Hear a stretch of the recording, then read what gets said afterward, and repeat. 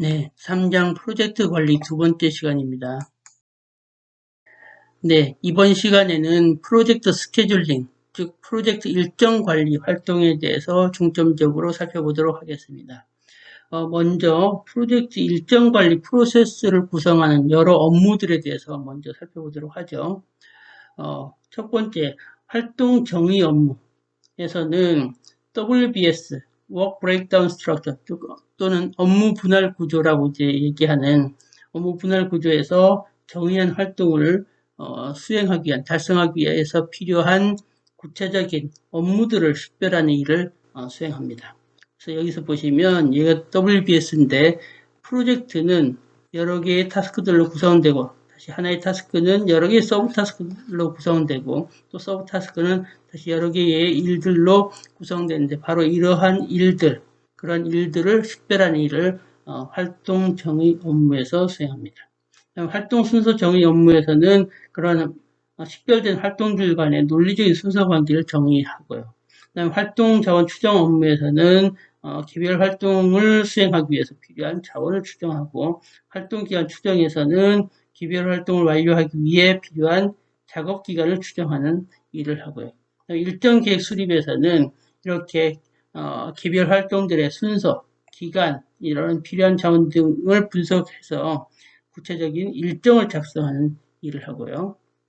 일정 통제 업무에서는 계획 대비 차이나는 일정을 모니터링해서 필요한 조치를 취하는 일을 수행합니다. 네, 프로젝트 일정 관리 프로세스는 다음과 같은 순서로 동작합니다. 먼저 액티비티를 이제 정의하고요. 액티비티가 정의되고 나면 액티비티 리스트가 나올 거고 이런 액티비티 리스트를 가지고 우리가 순서를 이제 정해야 되는데 그런 순서들이 네트워크 다이어그램으로 이제 나오게 되겠고 그다음에 여기에서 작업 기간을 산정을 하고 그런 작업 기간을 바탕으로 예상 소요 시간을 이제 배분을 해서 그런 순서와 소요 시간이 나오면 그런 걸 바탕으로 일정을 이제 개발하게 되겠고요. 그러면 이렇게 개발된 일정을 보고 어떤 것이 좀 맞지 않는다고 하면 변경을 이제 요구할 수 있겠죠. 그럼 변경을 에 대해서 적절한 통제를 가하면서 그것을 반영할 것인지 반영하지 않을 것인지 또는 반영한다고 하더라도 또 어떻게 반영할 것인지에 대해서 결정이 나오면 일정이 이제 변경이 되겠죠. 그래서 그런 것들을 다시 여기에 작업기간 산정할 데다가 적용을 해서 이렇게 반복을 하는 이런 식으로 해서 전체적으로 일정을 관리하는 그런 업무가 이제 진행되게 되겠습니다. 이번에는 프로젝트 일정 관리에서 사용되는 몇 가지 용어에 대해서 살펴보도록 하겠습니다. 프로젝트에서의 활동, 액티비티라고 아까도 액티비티 정의 뭐 그런 얘기가 있었는데 액티비티라고 하는 것은 관리 측면에서 진행 상황을 판단할 수 있도록 가시적인 산출물을 생산하도록 조직되어 있는 어떤 작업 단위라고 얘기할 수 있겠습니다. 그래서 하나의 활동이라고 하는 것은 예를 들어서 요구사항을 명세하는 활동, 또는 프로토타이핑을 개발하는 활동, 이런 식으로 해서 구체적인 가시적인 산출물을 생산하도록 조직화되어 있는 어떤 작업 단위라고 보시면 되겠습니다. 그 다음에 마일스톤이라고 하는 것을 많이 쓰는데 이 마일스톤이라고 하는 것은 프로젝트 진행 과정에서 중요한 이벤트 또는 어떤 활동의 완료 시점이 이정표 또는 마일스톤이라고 불리는 거죠. 그림에서 보시면 여기서 시스템 개발 과정에서 PDR이 언제 있다든지 CDR 언제 한다든지 이런 거라든지 그 다음에 어떤 결과물이 런치될 때 언제 어떤 버전이 이제 런치된지 이런 것들을 각각 표시하는 이런 위치가 마일스톤이다라는 거죠. 그 다음에 딜리버러블이라는 말을 많이 쓰는데 얘는 고객에게 제공되는 프로젝트 결과물, 산출물이라고 정의할 수 있겠습니다.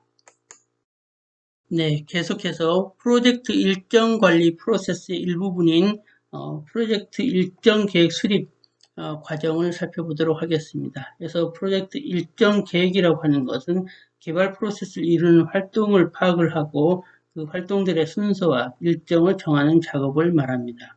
그래서 그 과정을 좀 더 살펴보면요.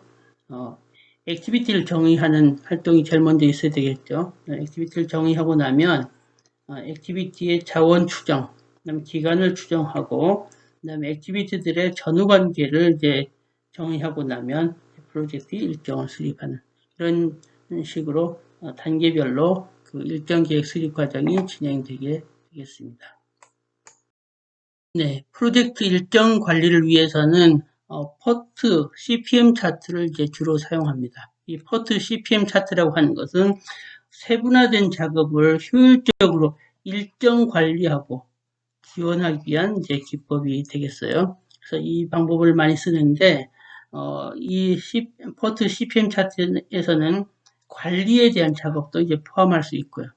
작업 시간을 정확하게 예측을 하는 것이 이 차트를 효과적으로 활용하는데 이제 도움이 된다는 거죠. 이 PERT CPM 차트의 장점은 그 관리자의 일정 계획 수립에 도움이 된다.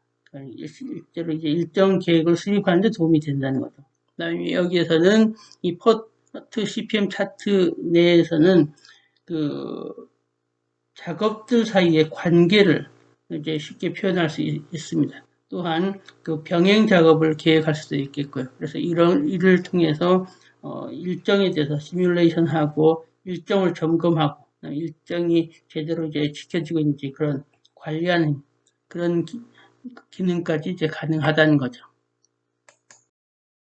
네, 그러면 일정 계획 수립 과정을 한번 따라가 보도록 하죠. 일정 계획 수립 과정을 이제 슬라이드 5페이지에서 그림으로 보여줬는데 그것을 여기다 이제 카피를 해왔어요. 그래서 제일 먼저 액티비티를 정의해야 되겠죠. 즉 산출물 생산에 소요되는 작업을 결정해야 됩니다. 그래서 이렇게 작업들을 쭉 나열을 했어요. 예를 들어서 뭐 T2 작업이라고 하는 것은 요구사항을 명세하는 작업이다. 이렇게 그런 작업들을 표시할 수 있겠죠.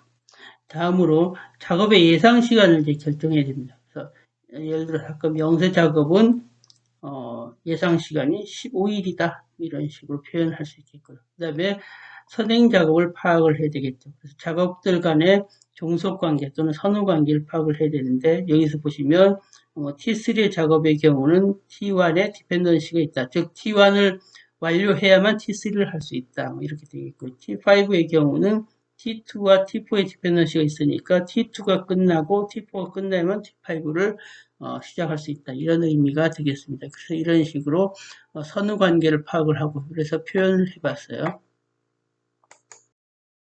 네, 앞 슬라이드에서 보신 것처럼 액티비티가 결정되고 액티비티의 그 예상 시간이 결정되고 액티비티들 간의 선후 관계가 결정되고 나면 그러한 정보를 바탕으로 우리는 PERT CPM 차트를 작성할 수 있습니다. 이 PERT CPM 차트에 대해서 잠깐 설명드리면요. 여기서는 네모 표시는 앞에서 본 그 액티비티에 해당합니다. 그 다음에 모서리가 둥근 이런 형태는 마일스톤에 해당해요. 그 다음에 요 액티비티 위에 표시된 요 날짜는 요 액티비티를 수행하는 데 걸리는 예상 소요 시간을 얘기합니다. 그래서 요거는 그 작업일 기준, 즉 워킹 데이 기준이 되겠어요. 그 다음에 그 마일스톤 위에 표시된 요 날짜는 달력 날짜입니다.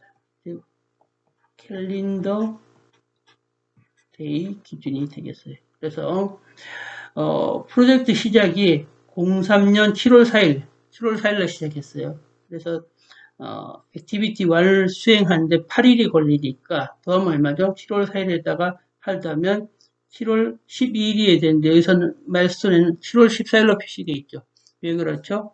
아까 얘기했던 대로 여기서 워킹데이 기준이었죠. 그러니까 여기에는 토요일, 일요일이 빠져 있어요. 그래서 토요일, 일요일을 고려하면 이틀이 추가돼서 7월 14일이 되는 거죠. 이 경우 볼까요? 7월 4일날 시작했죠. 그런데 T2 액티비티에는 15일이 걸렸어요. 15일이 걸리면 더하면 얼마야? 19일이 아니라 15일이니까 결국 3주예요. 그러면 토요일, 일요일이 3번 끼어 있으니까 19에다가 다시 6을 더하니까 여기 마일스톤 3에서는 7월 25일이 되는 거죠. 그래서 이렇게 표시를 했습니다. 이렇게 PERT CPM 차트를 작성할 수 있는데 여기에서는 그 각각의 액티비티와 각각의 마일스톤을 다 이제 표시를 했어요. 근데 이렇게 보고 작업을 해도 되는데 경우에 따라서는 여러분들이 이것이 보기에 상당히 이제 복잡해 보이죠. 그래서 이것을 좀 더 간략하게 표현해서 다음과 같이 간략한 표현을 사용할 수 있습니다. 이 퍼트 CPM 차트의 간략한 표현의 경우는 그 액티비티들, 그다음에 액티비티들의 그 예상 소요 시간, 그다음에 액티비티들 간의 그 선후 관계만을 이제 표시한 거죠. 그러니까 앞에 그림에서 앞에 퍼트 CPM 차트랑 차이가 나는 건 뭐죠? 마일스톤이 빠진 거예요. 그래서 마일스톤이 빠져서 이렇게 해서 좀 더 간략하게 표현을 하면 전체 작업하는데 걸리는 소요 시간을 총 그 프로젝트 소요 시간을 우리가 그 판단하거나 파악하는데 훨씬 더 편하게 할 수 있다는 거죠. 그래서 여러분들이 시험 볼 때 제가 퍼트 CPM 차트를 작성하라라고 하면은 앞에 그 복잡한 형태보다는 이렇게 간략한 표현을 써서 여러분들이 시험에서 답을 하면 좋겠어요. 아시겠죠? 네. 퍼트 CPM 차트를 작성하고 나면 우리는 임계 경로를 구할 수 있습니다. 임계 경로를 구하기 앞서서 임계 경로가 무엇인지에 대해서 잠깐 살펴보면요. 임계 경로라고 하는 것은 퍼트 차트에서 소요 기간이 가장 긴 경로를 말합니다. 이 소요 기간이 가장 긴 경로는 결국 프로젝트를 완수하는 데 필요한 최소 시간을 나타낸다는 거죠. 중요한 것이 프로젝트를 완수하기 위해 필요한 최소 시간이 바로 임계 경로에 걸쳐 있는 기간이다라고 말씀드릴 수 있겠습니다. 그러면 임계 경로를 구하기 위해서는 우리가 그 퍼트 차트를 이제 따라가 보면서 각각의 경로마다 소요되는 시간을 더해주면 돼요. 예를 들어서 여기서 T1, T3, T9, T11, T12 이 경로 볼까요? 스타트에서 시작해서 T1, T3, T9, T11, T12 해서 파이널로 간 거예요. 피니시까지 간 거예요. 그러면 이때 8일, 15일, 15일 하면 얼마죠? 38일. 이따가 또 7일 더하니까 45일, 또 10일 더하니까 그래서 55일이 소요됐다는 거죠. 그리고 여기 T4, T8 경로 볼까요? 스타트에서 T4 와서 그다음 T8 가서 피니시 갔어요. 이때는 얼마야? 10일, 25일 하니까 35일이 걸립니다. 그래서 이렇게 그 임계 경로를 구하는 방법은 퍼트 차트에서 각각의 모든 경로들을 다 나열해보고 그 경로 중에서 소요 기간이 가장 긴 경로가 임계 경로다라고 하고요. 그래서 아까 다시 한번 얘기하지만 프로젝트를 완수하기 위해 필요한 최소 시간이 이 경로의 시간이다라는 거죠. 그래서 어떤 때 제가 시험을 볼 때 프로젝트를 완수하기 위해 필요한 최소 시간은 뭐냐라고 물어보면 어떤 친구들이 이렇게 35라고 답하는 친구가 있어요. 그건 잘못됐어요. 왜냐하면 35일이면 이 경로를 다 완수 못하는 거죠. 근데 거꾸로 이 경로, 가장 긴 경로 55일이면 다른 경로들, 그러니까 이 경로를 수행을 할 때 이 경로는 병행적으로 수행할 수 있으니까 이 경로는 55일보다 작으니까 이 55일을 수행하는 동안 얘는 다 작업이 끝난다는 거죠. 그렇기 때문에 그 프로젝트를 완수하기에 필요한 최소 시간은 결국 크리티컬 패스에 있는 그 소요 시간이다라는 거죠. 네, 프로젝트 일정 관리를 위해서는 퍼트 CPM 차트뿐만 아니라 간트 차트도 많이 활용하고 있어요. 이 간트 차트는 활동별로 작업의 시작과 끝을 나타내는 그래프라고 볼 수 있겠습니다. 그래서 이 간트 차트는 여기 가로축은 시간을 의미하고 이 세로축은 작업을 나타냅니다. 그래서 여기서는 그 앞에서도 그 퍼트 CPM 차트에서도 마일스톤을 표시했는데 여기서도 이 마름모 형태로 마일스톤들을 이제 표시하고 있습니다. 그 다음에 여기 막대 중에서 하얀 부분 있고 이 파란 부분인데 이 파란 부분은 작업을 할 때 가질 수 있는 여유 시간이 되겠어요. 이 여유 시간 좀 이따 더 자세히 설명하기로 하고 그다음에 이 간트 차트를 이용을 하면 계획 대비 진척도를 파악하는 데 도움이 됩니다. 예를 들어서 7월 18일이면 T4 작업이 끝나야 되고 T1 작업도 끝나야 되죠. 그 다음 T2는 현재 진행 중이죠. 그래서 그런 식으로 해서 7월 18일 날 T4와 T1이 끝났는지 그런 여부를 판단하는 데 도움이 된다는 거죠. 그 다음에 이 간트 차트에서는 개인별 일정표를 만들 수도 있어요. 그러니까 예를 들어서 T4는 KC가, T1은 JC가, T2는 뭐 PC가 이렇게 개발하기로 했다라고 이렇게 각각 표시를 해둬요. 그러면 다시 그 T1은 JC니까 T7도 뭐 JC가 하고 그 다음에 그런 식으로 어떤 작업들에 대해서 누가 한다고 하면 나중에 그 사람들만을 모아서 그 JC 작업만을 모아서 이렇게 쭉 표현하면 그 개인별 일정표를 만들 수도 있다는 거죠. 예, 그러면 이제 여기서 여유 시간에 대해서 잠깐 설명드리도록 할게요. 잠깐 복잡하니까 제가 좀 다시 지운 다음에 설명하도록 하겠습니다.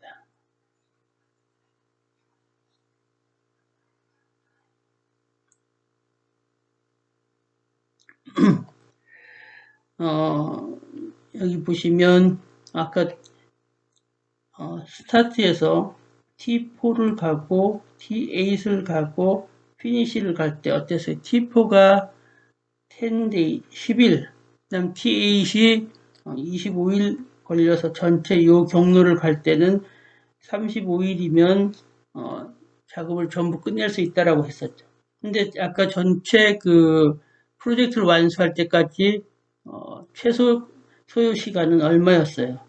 55일이었죠. 55일이니까 실제로 이제 워킹데이 기준 55일이니까 5로 나누면 11주예요. 그래서 여기 보시면 1주, 2주, 3주, 4주, 5주, 6주, 7주, 8주, 9주, 10주, 11주, 11주 요때 이제 작업이 끝나죠. 그래서 가장 긴 소요 시간인 55일, 11주에 끝나야 되는데 실제로 이제 T4, T8의 경우는 35일 소요 시간이 35일밖에 안 되니까 예를 들어서 T4가 이때 끝났다고 해보죠. T4가 이때 끝나서 곧바로 T8이 이때 시작을 했다고 하면 T8은 이때 시작을 해서 5주간 1, 2, 3, 4, 5 이때 끝날 수 있지만 이때 안 끝나고 전체 작업이 모든 프로젝트가 끝나는 11주차 때까지 끝낼 수 있어요. 그러니까 여기 5주 말고 하나, 둘, 셋, 넷 요만큼의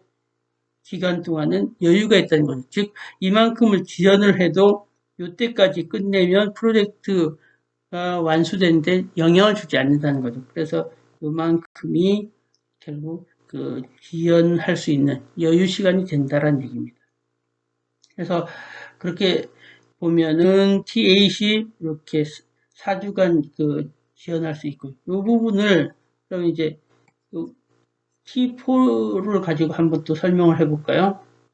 T4를 보면, 그러면 T8이 5주간 작업이 이루어져야 되니까, 요때 하나, 둘, 셋, 넷, 다섯, 요때 시작했다고 해봅시다. 요때 시작해서 5주간 딱, 타이트하게 이제 작업을 수행한다고 하면, T4의 경우는 실제로 2주, 요때 끝내야 되지만, 그렇지 않고, 하나, 둘, 셋, 넷, 요만큼의 또 지연을 할 수 있다는 거죠. 그러니까 결국 T4가 2주에 끝나야 될 것을 이렇게 6주에 걸쳐서 요때 끝냈다라고 하면 대신 T8은 여유 시간 없고 곧바로 그다음부터는 5주 동안 하나, 둘, 셋, 넷, 다섯, 5주 동안 타이트하게 작업을 해야 되죠. 그렇지만 T4는 이렇게 4주간 또 지연을 할 수 있다는 거죠. 그래서 그런 식으로 지연 여유 시간이라고 하는 것은 그런 의미를 갖는다는 거죠. 그럼 여러분들이 다른 작업의 경우에 있어서도 그렇게 따져보면 지연 시간이 이렇게 표시되고 그것이 어느 정도 시간이고 뭘 의미하는지 이제 이해하실 수 있으리라 생각됩니다. 예, 에자일 프로세스에서 일정 계획은 스토리 카드라고 하는 도구를 사용합니다. 이 스토리 카드라고 하는 것은 그 사용자 스토리를 기술하고 스토리 점수, 즉 유스케이스를 개발할 때 필요한 노력들, 비즈니스 우선순위, 연관된 스토리 등을 기록한 카드를 말합니다. 그래서 이렇게 스토리 카드가 준비되면 스토리 카드들을 쭉 나열을 하는데 가능하면 그 앞선 반복에서는 그 선행 작업이 없거나 우선순위가 높은 작업들이 이제 초기 반복에 나타나고요. 그다음 뒤로 가는 반복일수록 그 우선순위가 밀리는 그런 형태로 그 스토리 카드를 배치해서 전체 일정 계획을 잡습니다. 그래서 여기 보시면 유스케이스 1과 유스케이스 9의 경우는 일단 우선순위가 높고요. 그다음 선행 작업이 없어서 첫 번째 반복에 위치하게 된 거죠. 그 다음에 유스케이스 3의 경우는 사실 우선순위는 높아요. 우선순위가 1이긴 하는데 이것을 수행하기에 앞서서 유스케이스 1과 유스케이스 9이 선행되어야 되니까 어쩔 수 없이 그 유스케이스 9보다 우선순위는 높지만 뒤로 밀린 거예요. 그래서 두 번째 반복에서 수행한다는 거죠. 그리고 여기 보면 유스케이스 8 같은 경우는 선행 작업이 없어요. 선행 작업이 없지만 우선순위가 낮아서 여기 첫 번째 반복에서는 유스케이스 1과 유스케이스 9에 보면 그 우선순위가 1, 2였죠. 반복 2에서도 보면 유스케이스 3하고 유스케이스 4가 우선순위가 1, 2였어요. 근데 얘는 우선순위가 3이니까 그만큼 이제 세 번째 반복으로 밀렸다는 거죠.